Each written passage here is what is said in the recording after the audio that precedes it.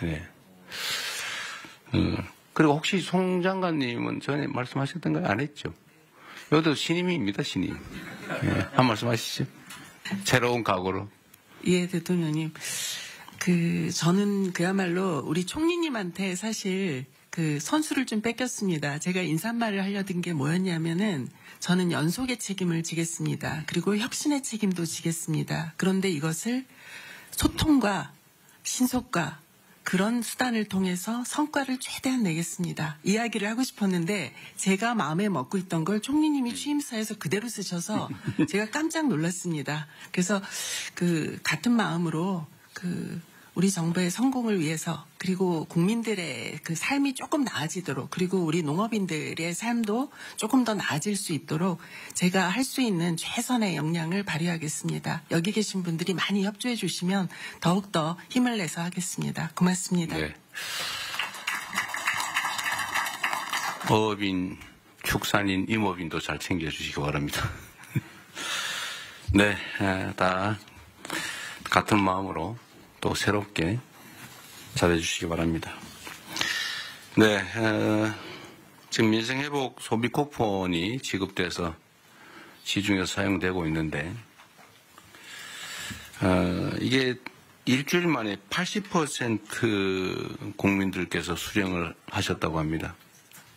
이게 비교를 해보니까 2020년에 긴급재난지원금을 지급했을 때 같은 기간에 비교했을 때 24%포인트 더 높다고 합니다. 이거는 사실 우리 국민들께서 얼마나 이 소비 쿠폰을 기다려왔나라는 것을 보여주기도 합니다. 혹여라도 지급 대상에서 누락되는 일이 없도록 소외되는 분들이 없도록 잘 챙겨주시길 바랍니다. 지방정부의 역할이 매우 중요하다는 말씀도 드립니다. 그리고 우리가 이 과정에서 하나 좀 되새겨봐야 될 것이 언제나 행정을 하는 데 있어서는 공급자인 우리 또는 공무원들의 행정 편의 이런 위주로 생각하면 안 된다는 것입니다. 이게 모두가 행복하자고 하는 일이 누군가에게 엄청난 좌절감, 소외감, 상실감을 주기도 합니다. 카드에 금액을 표현한다든지 이렇게 해서 내가 기초생활 수급자구나 라고 하는 게 드러나는 게 얼마나 고통스럽겠습니까? 그럼 배려죠. 어쨌든 그래서 이런 걸 경험 삼아서 행정은 나라의 주인인 국민을 중심으로 행정 수요자를 중심으로 사고해야 된다. 실행해야 된다는 점을 다시 한번 생각하면 좋겠습니다. 기후변화 때문이겠지만 폭우에 이어서 폭염이 심각합니다. 온열 환자가 지난해에 약 3배인 2,400명을 넘어섰다고 합니다.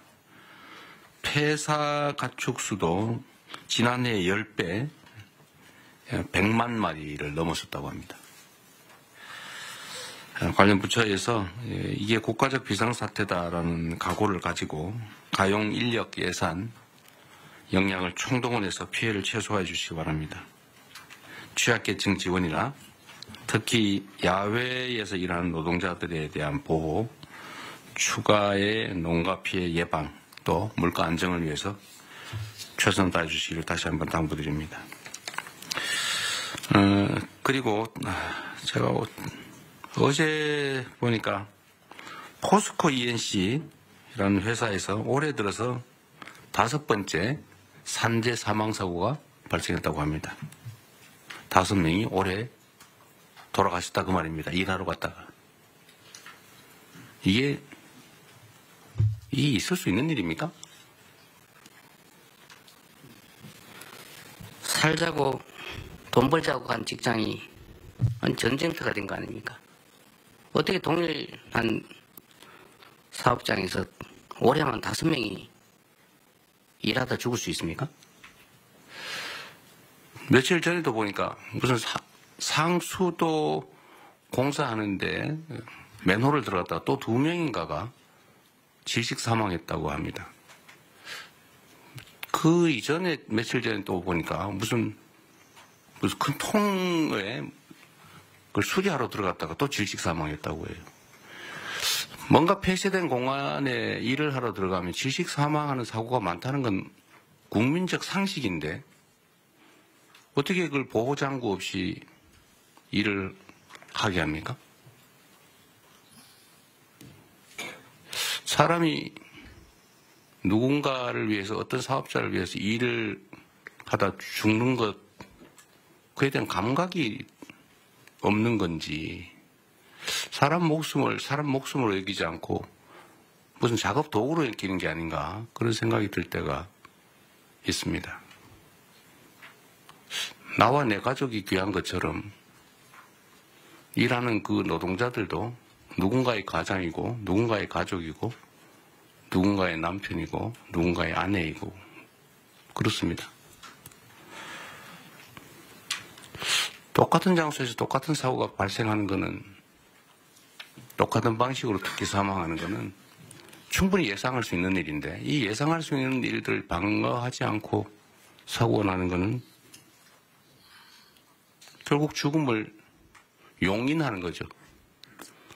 아주 심하게 얘기하면 법률적 용어로 미필적 고의에 의한 살인 아닙니까?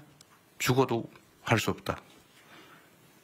뭐 죽어도 어쩔 수 없지. 이런 생각을 한 결과가 아닌가 하는 생각이 들어서 정말로 참담합니다.